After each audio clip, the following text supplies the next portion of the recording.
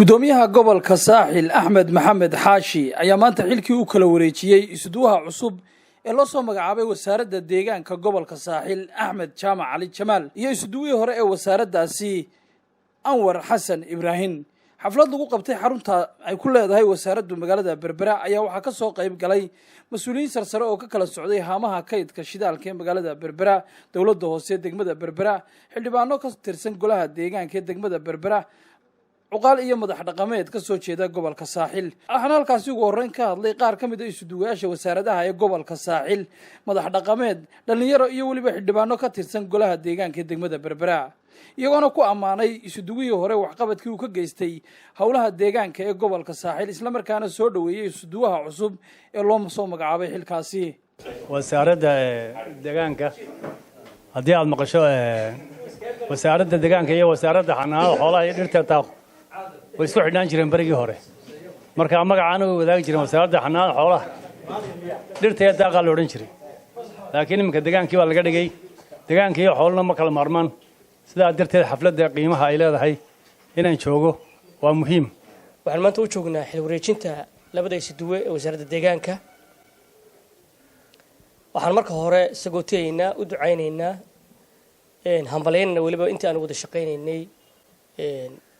isuduwaha iminka xilka laga wareejiyey Anwar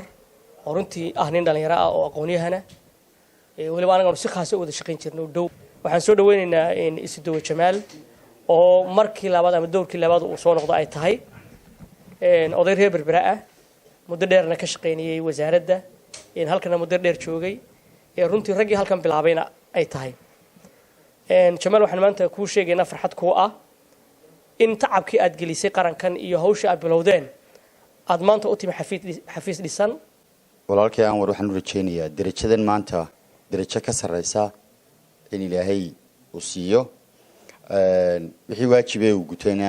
waajib qaran oo waliba mid dhalinyaro uu ahaayo xaq badan loogu lahaayo runtii Anwar waan la soo shaqeeyay, Jamaalna kale aabaha iyo adeeradii bay soo wada shaqeeyeen. anigu waxaan ka mid ahay dhalinyarada dadaalka badan ugu jirta in dalka gabigiisa oo dhalinyaro qabsto. laakiin Jamaal waa nin aan garanayo kale maanta waan ku faraxsanahay soo noqoshadiisa. Anwarna waan bogaadinayaa. waxaan halkan aad iyo aad aan ugu mahadnaqayaa muddadii aan soo wada shaqeynay isuduwa Anwar. Jamaal wuxuu ahaa isuduwihii hore ee degmada gobolka saaxil ee muddadii uu xilka hayay wax fara badan buu gobolka soo qabtay. waxaan oran karaa muddadii uu degmada Berbera uu ka maqnaana annagu degmo sheekhahan nagama maqnayna mashruucii la dagaalanka caraguurka amase climate changeska ninkii madaxda ka ahaa buu ahaa. maanta horta waa xaflad aad iyo aad inoogu qaaliya, waana sunnaha dawladnimo maalinba inuu qof yimaado qofna uu tago. waxaynu ku xasuusan doonaa labadan isku duwaba anigu aan la soo shaqeeyey, aan iska daayaraadii xilkan hayay baa fara badnaa. saaxiibkii Jamaalna waan la soo shaqeeyey, walaalkay Anwarna waan la soo shaqeeyey. Anwar wuxuu ahaa nin daayar oo firfircoon oo muddadii uu magaalada joogay isbedel muuqda oo deegaankii uu ka muuqday. waxaynu ognahay inuu aad iyo aad uga shaqeeyey deegaanada heer gobol dhammaantood. walaalkan Jamaal in badan buu isagu u soo shaqeeyey deegaankan, waxaynu ku xasuusanaa waa khabiir xagga deegaanka ah. sidoo kale waxaan soo dhaweynaynaa isduwaha cusub oo saaxiibkayga hore Anwar Xasan si macsalaameynaya. dukaro xilku waa iska wareegto anigu ka geed birhaan si fiican baan nolosha shaqayn jiray, adeegyada aan u baahnaa magaalada aan ka qaban jirnay oo nala fududeyn jiray. abaal badan baan u haynaa. isduwaha cusub waxaan rajeynaa inuu saas si laga nolosha shaqeeyo maadaama xilku iska wareegtay maalin badan cusub loo dhiibayo. waxaananu kula dardaarmaynaa inuu halkii uu gaadhsiiyey isuduwihii hore uu ka sii amba qaado, ilaahayna uu xilkaasi ku asturo. Anwar Xasan Ibrahim isuduwaha xilka laga bedelay iyo isuduwaha cusub ee xilkaasi loo soo magacaabay Axmed Jaamac Ali oo iyaguna halkaasi ka hadlay ayaa kelmado kooban halkaasi ka jeediyay, iyadoona isuduwaha hore ee xilka laga qaadayna ka warramay waxqabadyadii uu qabsoomay muddadii uu xilka hayay, halkuu isuduwaha cusub ee xilkaasi loo soo magacaabayna dalbaday in xilkaasi loogu duceeyo. nolosha oo dhan baana waxa weeyaan qori isku dhiiba, gebiga nolosha oo dhan baa isku qori isku dhiiba. anigu shalay baan yimi xafiiska gobolka saaxil muddo 8 sano ku siman ayaan wasaaradda deegaanka iyo horumarinta reer miyiga shaqaale ka ahay waxaan shaqada bilaabay oo aan galay anigoo 18 jir ah shaqada wasaaradda waxaan galay anigoo 18 jir ah hadda waxaan ahaa isduwaha ugu da'da yar gobolka saaxil alxamdulilah ilaahay baa mahadle waxaan diyaar u ahay oo aan ilaahay idinkiisa in badan oo dambe raacdayn doona oo qaban doona dhinacayga shaqo kasta oo gobolka saaxil iyo guud ahaan qaranku leeyahay inta nolosheeda ka hadhay ilaahay idinkiisa laba shay oo kooban ama ayaan xoogo inta ugu badan xoogayga iskugu geeyay garbaha aan ku duuli jiray wax kasta oo aan qabanayo shaqada gobolka saaxil marka laga yimaado partnerka iyo cidda shaqo wadaagta aanu nahay waxay ahayd guud ahaan qaranka oo dhan gaar ahaan gobolka saaxil dhalinyaradu qaranka iyagaa leh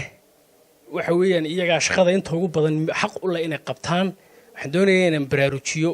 in badan oo ka midana aan baraarujiyey in dhalinyaradu ka kacdo barta ay imika joogto adeeradeen ilma adeeradeen awoowayaasheen waxay soo qabteen waynka ugu mahadnaqaynaa waxaa loo baahan yahay inaynu kala hadhno cilmiga iyo experience-ka innagoo oo aan challenge ku samaynayn laakiin saaxiibtinimo iyo dhawaanshiyo cilmiga uga qaadanayna aad iyo aad baan horta idinku mahadnaqayaa sida fiican halkan nagu soo dhaweyseen anigu runtii dee saa imika hore laydinku sheegay waa ninku cusbanimaatay mehi gobolkaygana waa mid magaaladana waa mid wixii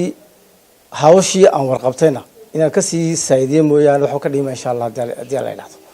anigu waxaan idinka fadhiya waa ducooyin wax kale meesha kama rabo xilkan ilaahay igu soo asturo igu soo duceeya wixii aan qaban karana waan qabanaya horena waan soo qabtay insha allah intaasaan kusoo gudbinaya ugu dambeyntii xogayaha maamulka gobolka saaxil iyo guddoomiyaha gobolka saaxil oo halkaasi ka hadlay ayaa ku ammaanay isuduwihii hore ee xilka laga bedelay doorkii uu ka geystay howlaha shaqo ee qaranku u egmaday sidoo kalena waxa ay ballan qaadeen inay la shaqayn doonaan isuduwaha cusub ee xilkaasi loo soo magacaabay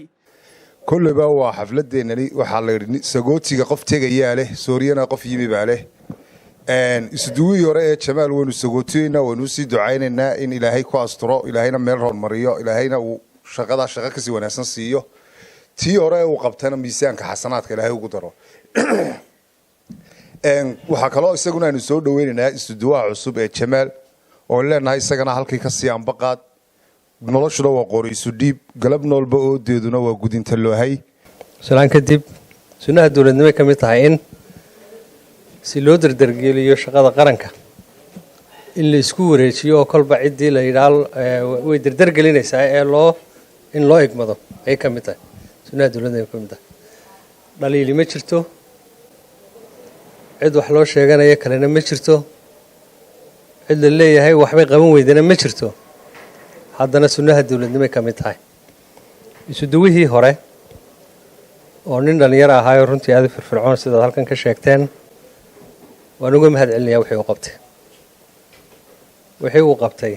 waan uga mahad celinayaa waanu ku mahadsan yahay isuduwaha dambe ee maanta xilka loo tirinayo isuduwe wasaaradda deegaanku